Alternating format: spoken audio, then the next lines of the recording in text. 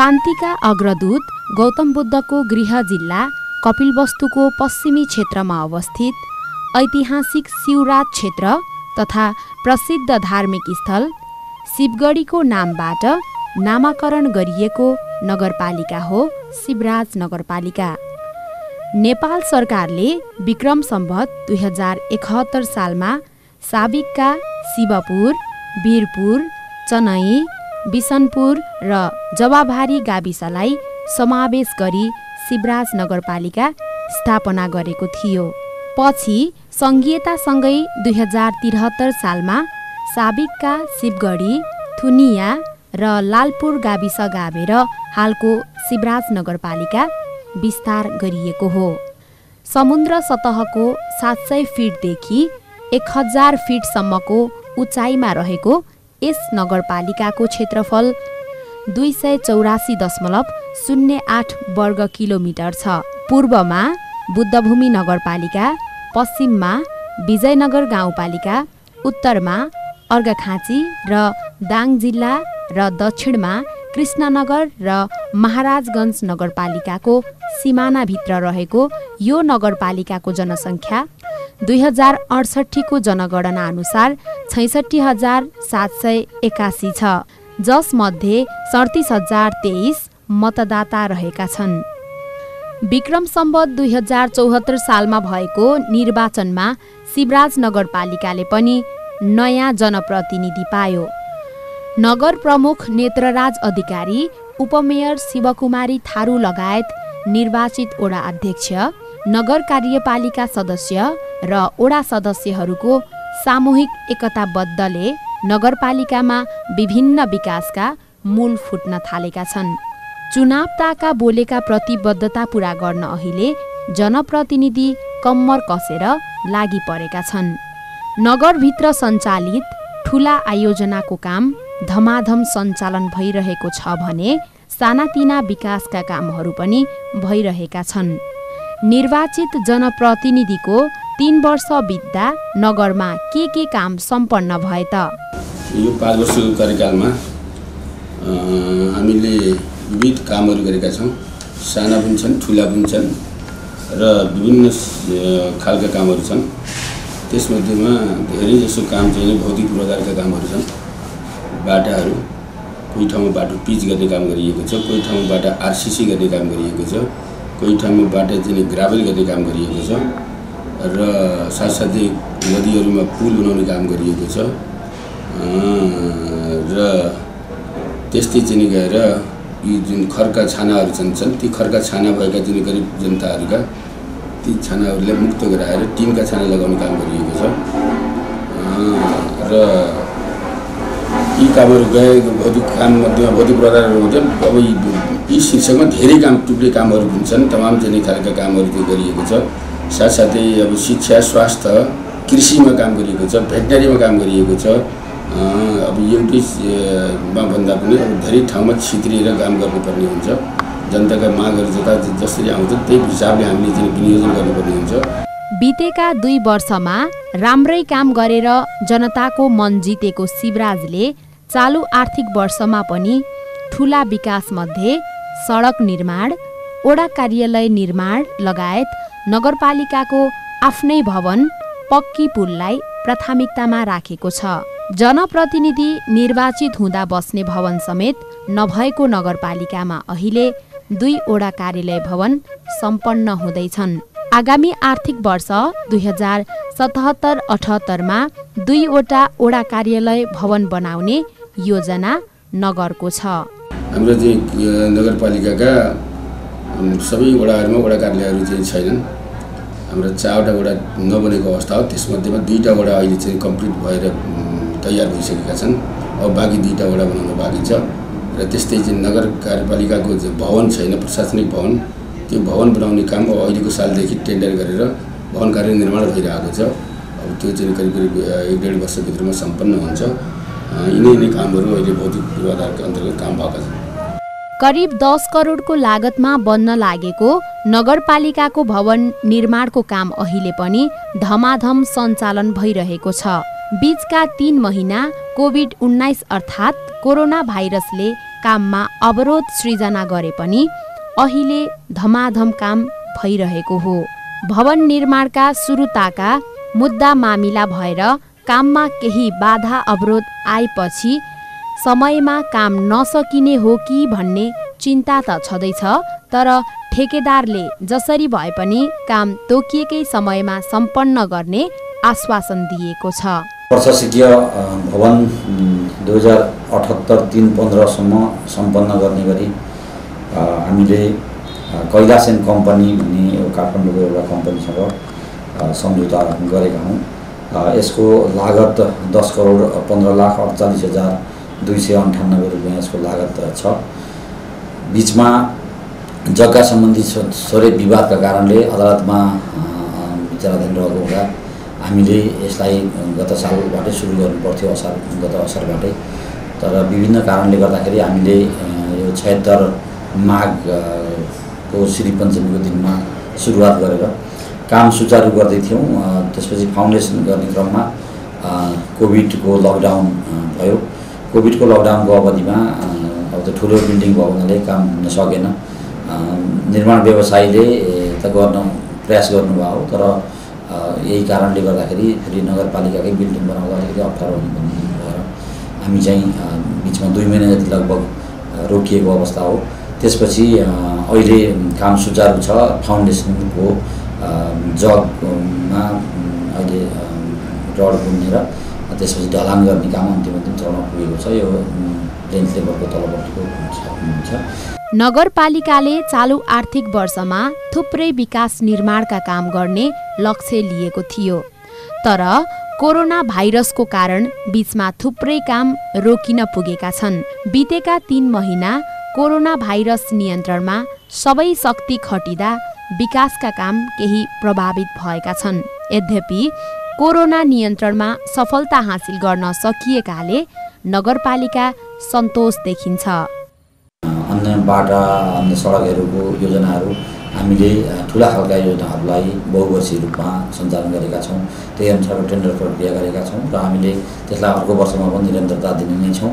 र साना खालका जुन सम्झौता भएका तर काम हुन नसकेका योजनाहरूलाई मैले अघि नै भने जस्तै अर्को वर्ष चाहिँ सार्ने कार्यक्रम हामीले नगरसभाले निर्णय गरिसकेका छौँ। त्यस कारण ती कार्यक्रमहरूलाई अर्को वर्षमा लैजानेछौँ। अहिले हामी यथार्थ गर्ने अवस्थामा छैनौँ। त्यसै गरी हामीसँग अब यो जुन विदेशबाट आउनेहरूको सङ्ख्या बढिरहेको छ। अहिले केही मात्रामा घटे पनि त्यो सङ्ख्या न्यून भएको छैन। हामीले अहिले तत्काल पनि 9वटा क्वारेन्टाइनबाट 2टा क्वारेन्टाइन झारेका छौँ। अहिले बल्ल 2टा क्वारेन्टाइनमा हुनुहुन्छ। त्यसै गरी आइसोलेसन सेन्टर पनि सञ्चालन भएको अवस्था छ। समग्र नगरपालिकाको यो वर्षको प्रगति त्यति धेरै राम्रो गर्न नसकिए पनि हामीले असार मसान्तसम्म 60-70% मैले अघि पनि भने लक्ष्यमा हामी प्रगति गर्न सक्छौँ। 70% जस्तो प्रगति गर्न सक्छौँ भन्ने हाम्रो लागिरहेको छ। कर्मचारीहरू त्यही अनुसार हामीसँग अहिले पुग्ने सङ्ख्यामा कर्मचारीहरू हुनुहुन्छ। सबै कर्मचारीहरूलाई परिचालन गरिएको छ। अब आगामी साउन भदौदेखि हामीले सबै प्राविधिक कर्मचारीहरूलाई वडामा नै बस्ने व्यवस्था र वडाकै काम गर्ने जिम्मा दिँदैछौँ। त्यो भएपछि वडा कार्यालय पनि पूर्णता हुन्छ र वडा कार्यालयबाटै योजनाका सम्झौताहरू गर्ने व्यवस्था हामीले त्यही वडा कार्यालयमै मिलाउने भनेका छौँ। यो वर्षको हामीले नीतिमै राखेका छौँ। शिवराज नगरपालिकाले मेयर, उपमेयर, नमुना सडक, शिवराज नगरपालिका जोड्ने चक्रपथ सडकलाई पहिलो प्राथमिकतामा राखेर काम गरिरहेको छ। यस्ता अरू सडकको काम पनि उस्तै गतिमा अगाडि बढाइएको छ। अहिलेका कामहरू पनि हामी त्यही चक्रपथकै मा केही कामहरू भइरहेको छ। अहिले लगभग शिवराज चक्रपथकै हिसाब गर्दा 40% को हाराहारीमा चक्रपथ चाहिँ कालोपत्री भएको छ। अब यो वर्ष र हामी आगामी वर्षमा पनि चक्रपथकै कार्यक्रममा योजनाहरू परेका छन्। त्यसकारण यहाँहरूको नगर प्रमुखहरूको, जनप्रतिनिधिहरूको यो कार्यकालसम्ममा यहाँको चक्रपथहरू सायद सम्पन्न हुन्छ भन्ने हामीले आशा गरेका छौँ।